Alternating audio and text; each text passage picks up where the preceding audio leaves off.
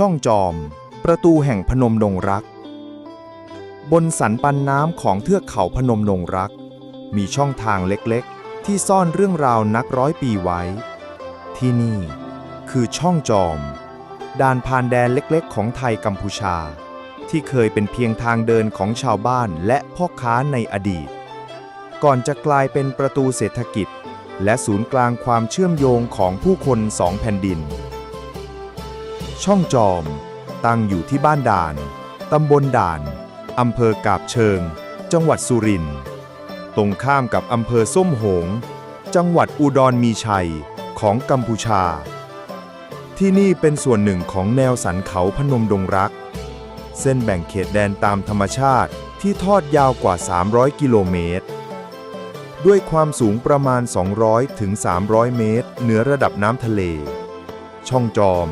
มีภูมิประเทศเป็นร่องช่องแคบระหว่างเนินเขาเป็นเหมือนประตูธรรมชาติที่ง่ายต่อการเดินข้ามระหว่างสองฝั่งมาแต่โบราณ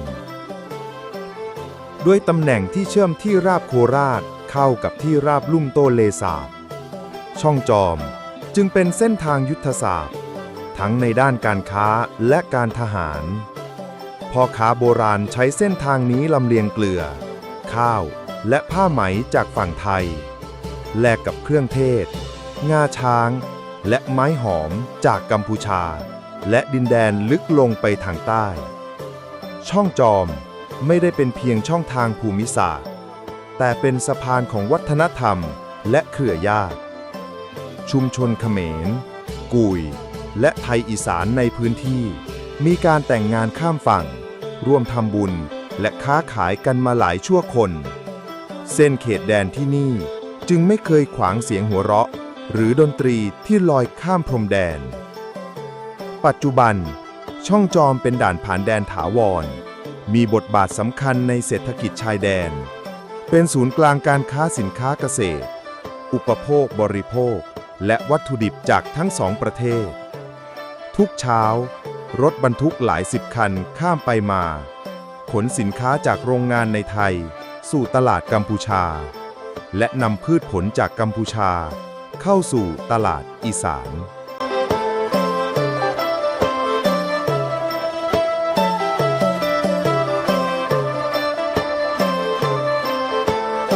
ที่มาของชื่อช่องจอม 1. ชื่อจากภูมิประเทศท้องถิ่นชื่อช่องจอมมาจากคำเรียกท้องถิ่นว่าหนองจอมซึ่งหมายถึงแหล่งน้ำหรือหนองน้ำในบริเวณนั้น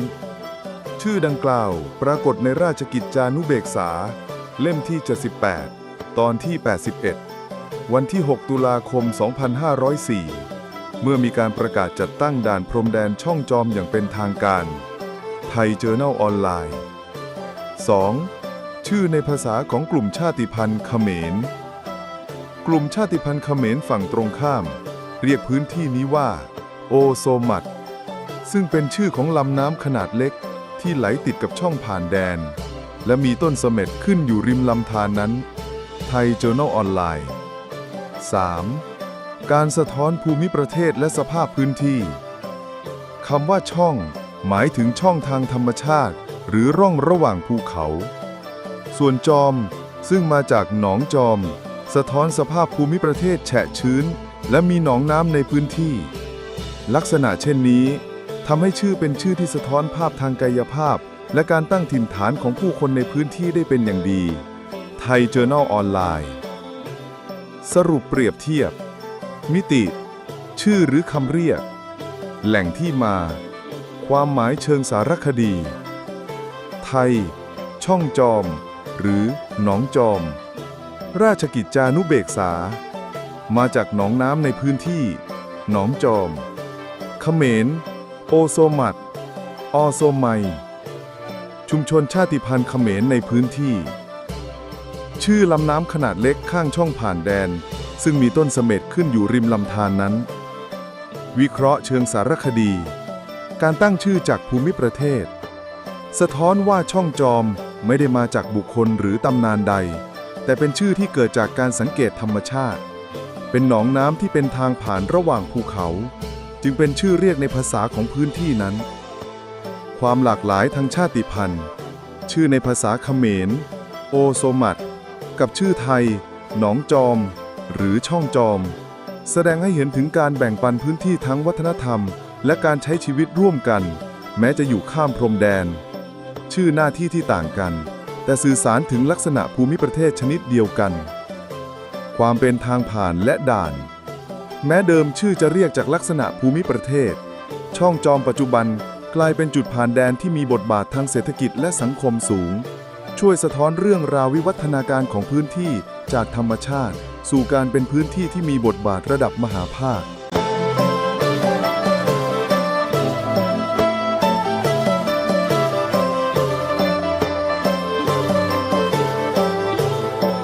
ที่มาของชื่อเทือกเขาพนมดงรัก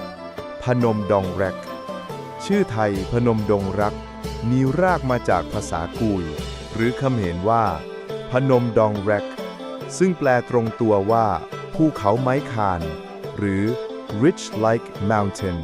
ชวนให้นึกถึงลักษณะแนวยาวเหมือนคานพาดนอกจากนี้พบข้อมูลว่าคำนี้เคยปรากฏในบันทึกของนักสำรวจชาวฝรั่งเศสและเอกสารสมัยอาณานิคมในรูปแบบพนมแดงเรกหรือ Donrek Mountains อย่างไรก็ตามเมื่อถูกนำมาใช้ในบริบทภาษาไทยชื่อถูกดัดแปลงเป็นพนมดงรักซึ่งมีความหมายใกล้เคียงความหวานและไพเราะในภาษาไทยมากกว่าจะคงความหมายดั้งเดิมเหมือนในภาษาต้นฉบับการสื่อสารในภาษาท้องถิ่นชายแดนภาษาเขมรถิ่นเหนือ Northern Khmer เป็นภาษาถิ่นของชาวเขมรที่อาศัยในพื้นที่จังหวัดสุรินทร์ศรีสะเกษบุรีรัมย์เป็นต้นใช้อักษรไทยบางครั้งแต่ยังใช้อักษรเขมรและมีระบบสัตถักษรแตกต่างจากเขมรกลางทำให้ไม่เข้าใจง่ายสำหรับชาวเขมรจากกัมพูชาภาษากุยคุยเป็นภาษาของกลุ่มชาติพันธุ์ในพื้นที่อีสานใต้เช่นริมชายแดนสุรินทร์และศรีสะเกษมีหลายสำเนียงเช่นคุยเยอะคุยเนเทาเงียวเป็นต้นการใช้ภาษาในชีวิตประจำวันชาวบ้านส่วนใหญ่ใช้ภาษาอีสานหรือภาษาลาวถิ่นอีสานเป็นภาษาพูดหลักในชีวิตประจำวันภาษาเขมรถิ่นเหนือมักใช้ในครอบครัววัดหรือกลุ่มชาติพันธุ์เพียงบางสถานการณ์เด็กยุคใหม่ส่วนมากพูดภาษาไทยมาตรฐานในโรงเรียนโดยมีภาษาท้องถิ่นเหล่านี้เป็นภาษาพูดในบ้านเท่านั้นคุย/ซุย is a dialect that is similar to Khmer but some linguistics treat Kui/Sui a different language to Khmer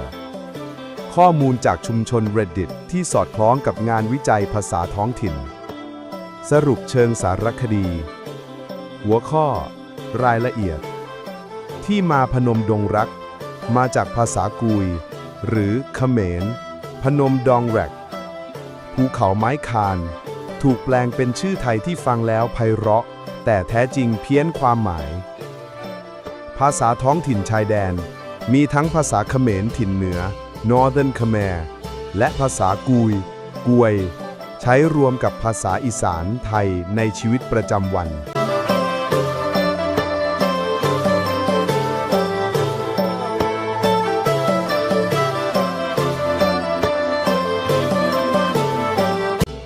สารคดีเชิงลึก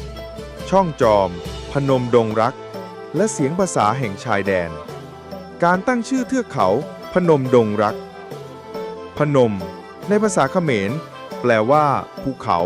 หรือเนินสูงดงในภาษาไทยและเขมรใช้ตรงกันหมายถึงป่าหรือดงดิบรักเป็นคำโบราณหมายถึงต้นรักพืชยางที่ขึ้นดาดดื่นได้ภูเขาแถบนี้รวมกันพนมดงรักจึงแปลตรงตัวว่าภูเขาป่าต้นรักซึ่งสะท้อนลักษณะภูมิประเทศเมื่อหลายร้อยปีก่อนที่เต็มไปด้วยป่าดงทึบ และไม้ยางพื้นถิ่น ในตำนานชาวบ้านฝั่งกัมพูชามีอีกความหมายเชิงสัญลักษณ์ว่าภูเขาแห่งความผูกพันซึ่งเล่าถึงการเดินทางและการพบกันของคนจากสองฝั่งแดน เสียงภาษาในพื้นที่ชายแดน พื้นที่ช่องจอมและรอยต่อสุรินทร์อุดรมีชุมชน3 กลุ่มภาษาใหญ่อาศัยร่วมกันเขมรถิ่นสุรินทร์หรือเขมรสุรินทร์เป็นภาษาเขมรแบบดั้งเดิมแต่ผสมคำยืมไทยอีสานกุยหรือกุยภาษาตระกูลออสโตรเอเชียติกที่เก่าแก่กว่าเขมรมีความใกล้เคียงกับมอญเขมรแต่มีคำศัพท์เฉพาะเกี่ยวกับการเลี้ยงช้างและการหาเห็ดหรือสมุนไพรไทยอีสานใช้เป็นภาษากลางในเชิงราชการและการค้าร่วมกับภาษาไทยมาตรฐานสำเนียงและการสื่อสารผสมผสานในตลาดชายแดนคุณจะได้ยินการสลับภาษาแบบโค้ดสวิตชิ่งเช่นเริ่มประโยคด้วยภาษาไทยต่อด้วยเขมรและปิดท้ายด้วยคำกุยมีคำเฉพาะที่คนในพื้นที่เข้าใจเช่นคำเรียกผักป่าสมุนไพรหรือวิธีเรียกสัตว์ป่าคนรุ่นเก่ามักฟังสำเนียงเพื่อรู้ว่ามาจากฝั่งไหนหรือหมู่บ้านใดเพราะแม้จะพูดเขมรเหมือนกันแต่เสียงสระและน้ำเสียงจะต่างกันเล็กน้อยห้องบันทึกคำจากผู้เฒ่านักวิจัยท้องถิ่นบางคนตั้งห้องบันทึกเสียงในวัดหรือโรงเรียนเก่า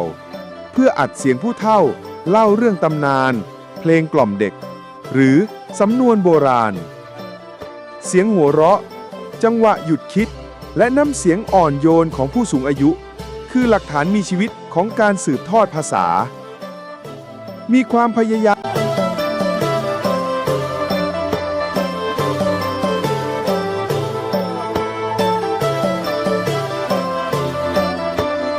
ประชากรดั้งเดิมในพื้นที่ช่องจอมและเทือกเขาพนมดงรักกลุ่มชาติพันธุ์หลักดั้งเดิมชาวกุยหรือเรียกว่ากุยสวยเป็นประชากรดั้งเดิมที่อาศัยในเทือกเขาพนมดงรักและบริเวณรอบๆมานานหลายร้อยปีภาษาของชาวกุยเป็นภาษากลุ่มออสโตรเอเชียติกมีความสัมพันธ์ใกล้ชิดกับภาษามอญเขมรวิถีชีวิตดั้งเดิมเกี่ยวข้องกับการทำเกษตรแบบผสมผสานการเลี้ยงช้างและการเก็บเห็ดสมุนไพรในป่าชาวกุยมักตั้งถิ่นฐานอยู่ตามพื้นที่สูงในป่าลึกมีความรู้ความเข้าใจในทรัพยากรธรรมชาติและภูมิประเทศเป็นพิเศษชาวเขมรดั้งเดิมหรือที่เรียกว่าเขมรสุรินทร์หรือเขมรครมเป็นกลุ่มชาติพันธุ์เขมรซึ่งอพยพเข้ามาและตั้งถิ่นฐานบริเวณเชิงเขาและที่ราบลุ่มมีภาษาถิ่นเขมรเฉพาะที่เรียกว่าเขมรถิ่นเหนือซึ่งแตกต่างจากเขมรกลางที่ใช้ในกัมพูชาชาวเขมรในพื้นที่นี้มีวัฒนธรรมผสมผสานทั้งประเพณีไทยและเขมรเช่นงานบุญประจำปีและพิธีกรรมตามศาสนาพุทธและพราหมณ์ชาวไทยอีสานหรือลาวอีสานแม้จะไม่ใช่ประชากรดั้งเดิมที่สุดแต่ชาวอีสานในพื้นที่ชายแดนก็เริ่มเข้ามาตั้งถิ่นฐานมากขึ้นในช่วง200 ปีที่ผ่านมาพวกเขาเป็นกลุ่มคนที่ผสมผสานและอยู่ร่วมกับกลุ่มชาติพันธุ์กุยและเขมรในพื้นที่ใช้ภาษาอีสานเป็นภาษาหลักในชีวิตประจำวัน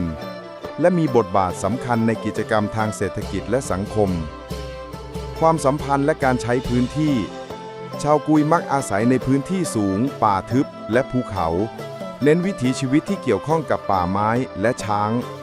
ชาวเขมรจะตั้งถิ่นฐานบริเวณราบลุ่มและใกล้แม่น้ำลำธารใช้พื้นที่ทำเกษตรและทำประมง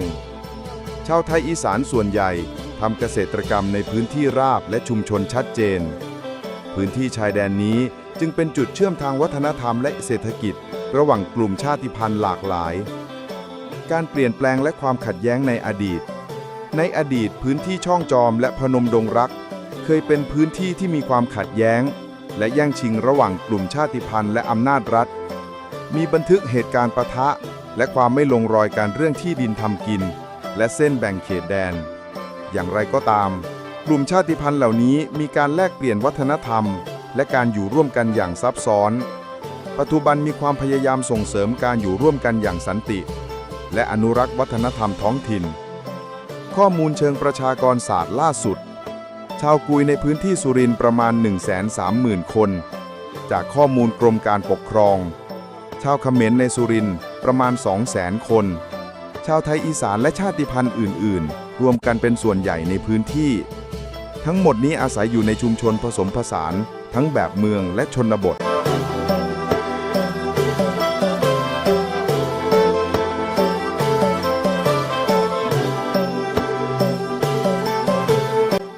บทบาททางเศรษฐกิจตลาดชายแดนและการค้าข้ามพรมแดนช่องจอมทำเลยุทธศาสตร์และการเชื่อมโยงระหว่างประเทศช่องจอมตั้งอยู่บนเส้นทางเชื่อมต่อสำคัญระหว่างไทยกับกัมพูชาทำหน้าที่เป็นด่านชายแดนหลักในการค้าสินค้าเกษตรสินค้าหัตถกรรมและสินค้าท้องถิ่นข้ามประเทศการเชื่อมต่อถนนและสะพานข้ามชายแดนทำให้เกิดโอกาสทั้งเศรษฐกิจและความร่วมมือในระดับภูมิภาคตลาดชายแดนช่องจอมเป็นศูนย์กลางการค้าขนาดกลางที่ผู้คนจากสองฝั่งไทยกัมพูชาเข้ามาซื้อขายสินค้าขายดีได้แก่ผลผลิตทางการเกษตรข้าวโพดข้าวเหนียวสมุนไพรพื้นบ้านผ้าทอมือและสินค้าพื้นเมืองเช่นงานหัตถกรรมเขมรและกุยตลาดไม่เพียงแต่เป็นที่แลกเปลี่ยนสินค้าแต่ยังเป็นพื้นที่พบปะทางวัฒนธรรมและสังคมของกลุ่มชาติพันธุ์การค้าข้ามพรมแดนและผลกระทบทางเศรษฐกิจการค้าข้ามพรมแดนช่วยเพิ่มรายได้ให้กับชุมชนท้องถิ่นและส่งเสริมการจ้างงานในภาคเกษตรและงานฝีมือเกิดการแลกเปลี่ยนวัฒนธรรมและความรู้เช่นเทคนิคการทอผ้าหรือสูตรสมุนไพรอย่างไรก็ตามยังมีประเด็นปัญหาที่ต้องจัดการเช่นการลักลอบนำเข้าสินค้าเถื่อนและการตรวจสอบคุณภาพสินค้าระหว่างประเทศการเปลี่ยนแปลงและโอกาสในอนาคตการเปิดด่านชายแดนอย่างเป็นทางการและการพัฒนาโครงสร้างพื้นฐานช่วยเพิ่มปริมาณการค้าและส่งเสริมการท่องเที่ยวเชิงวัฒนธรรมมีโครงการสนับสนุนการพัฒนาผลิตภัณฑ์ชุมชนให้ได้มาตรฐานและขยายตลาดสู่ต่างประเทศชุมชนชายแดนกำลังปรับตัวสู่ยุคดิจิทัลมีการนำเทคโนโลยีมาใช้ในการประชาสัมพันธ์และจำหน่ายสินค้าผ่านช่องทางออนไลน์ตัวอย่างกิจกรรมในตลาดชายแดนการแลกเปลี่ยนสินค้าในตลาดเช้าริมชายแดนมีทั้งสินค้าเกษตรสดผลไม้ตามฤดูกาลและงานหัตถกรรมท้องถิ่นพ่อค้าแม่ค้าใช้ภาษาไทยเขมรและกุยผสมผสานในการติดต่อสื่อสารตลาดยังเป็นจุดพบปะของชาวบ้านในการแลกเปลี่ยนข่าวสารและวัฒนธรรมเช่นงานบุญประจำปีหรือเทศกาลท้องถิ่น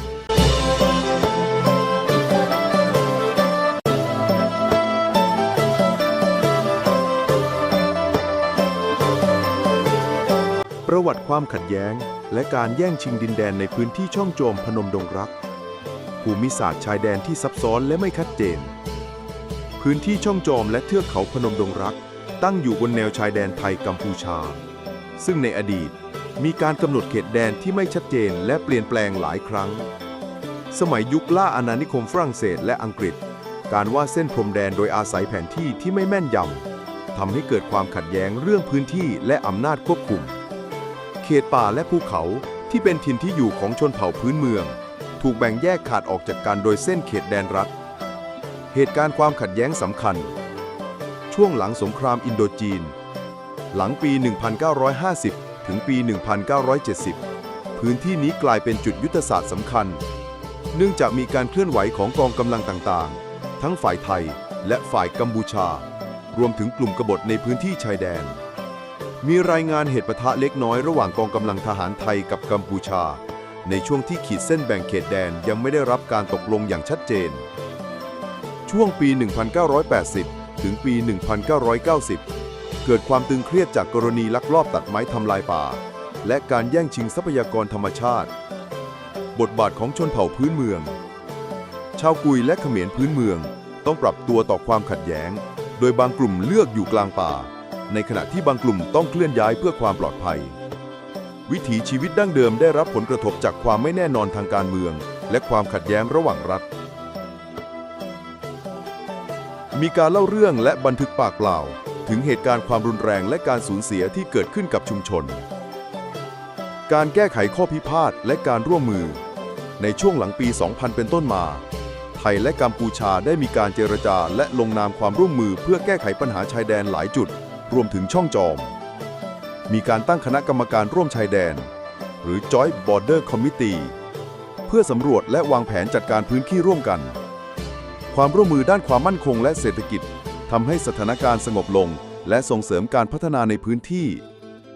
ผลกระทบต่อชุมชนและการฟื้นฟูชุมชนชายแดนได้รับผลกระทบทั้งด้านเศรษฐกิจและสังคมแต่ในปัจจุบันมีโครงการส่งเสริมการพัฒนาอย่างยั่งยืนการฟื้นฟูวัฒนธรรมและการอนุรักษ์ทรัพยากรธรรมชาติเป็นกุญแจสำคัญในการสร้างความสมานฉันท์ชาวบ้านยังคงเล่าเรื่องอดีตเพื่อรักษาความทรงจำและให้บทเรียนแก่คนรุ่นหลัง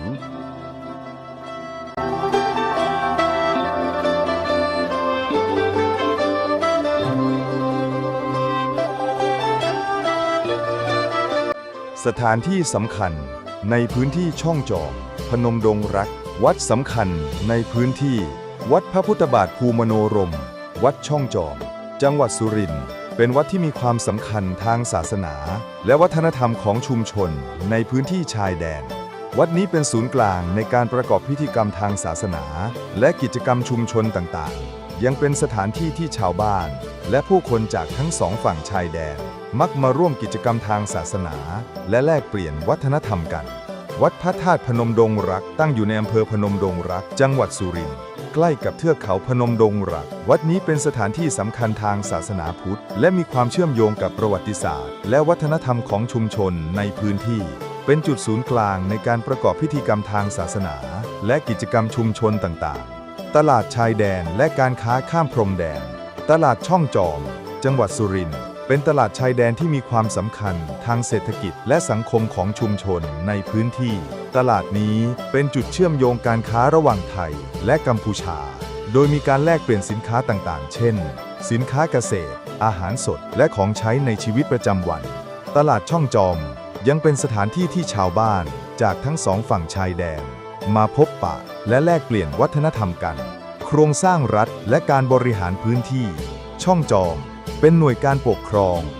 ระดับอำเภอในจังหวัดสุรินทร์ซึ่งมีบทบาทในการบริหารจัดการพื้นที่ชายแดนและดูแลความสงบเรียบร้อยในพื้นที่ช่องจอมมีการประสานงานกับหน่วยงานต่างๆทั้งภาครัฐและเอกชนเพื่อส่งเสริมการพัฒนาเศรษฐกิจและสังคมในพื้นที่ชายแดนคณะกรรมการเขตแดนร่วม JBC เป็นหน่วยงานที่มีบทบาทในการกำหนดและแก้ไขปัญหาชายแดนระหว่างไทยและกัมพูชาคณะกรรมการนี้มีการประชุมและหารือร่วมกันเพื่อหาทางแก้ไขปัญหาชายแดนและส่งเสริมความร่วมมือระหว่างสองประเทศ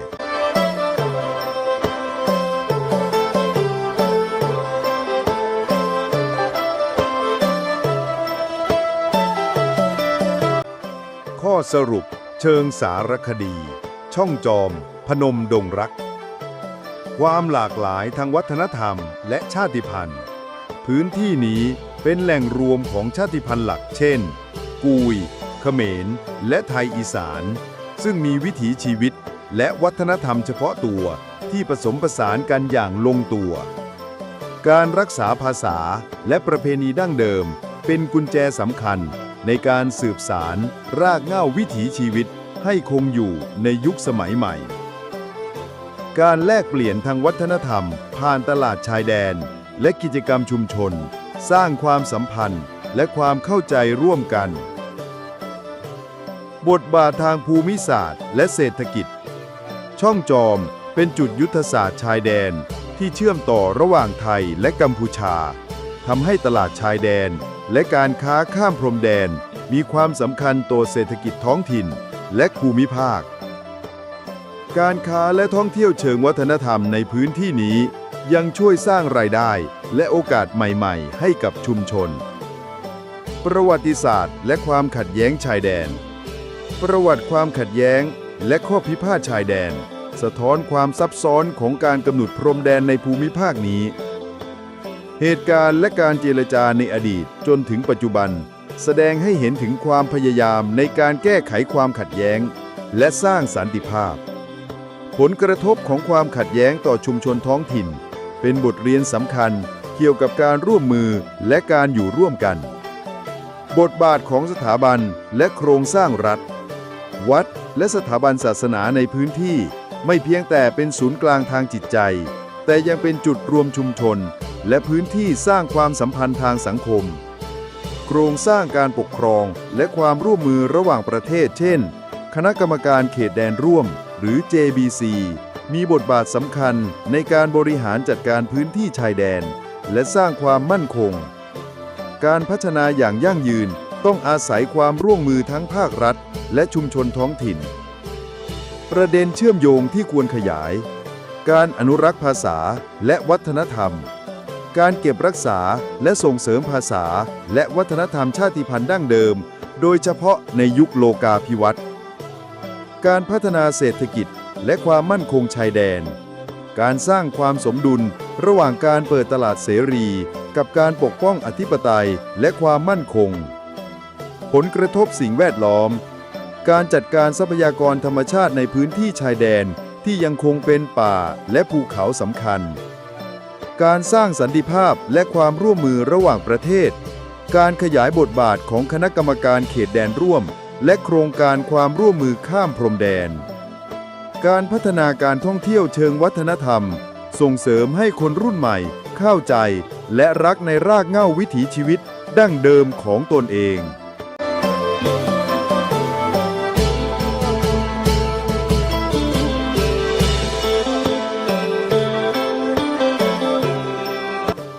ช่องจอมประตูเล็กๆบนแนวเขาพนมดงรักที่เปิดกว้างให้ผู้คนวัฒนธรรมและการค้าหลั่งไหลบทบาทของมันยังคงเดินต่อไปบนเส้นทางเก่าแก่ที่เล่าเรื่องราวของสองแผ่นดินไม่มีวันจบ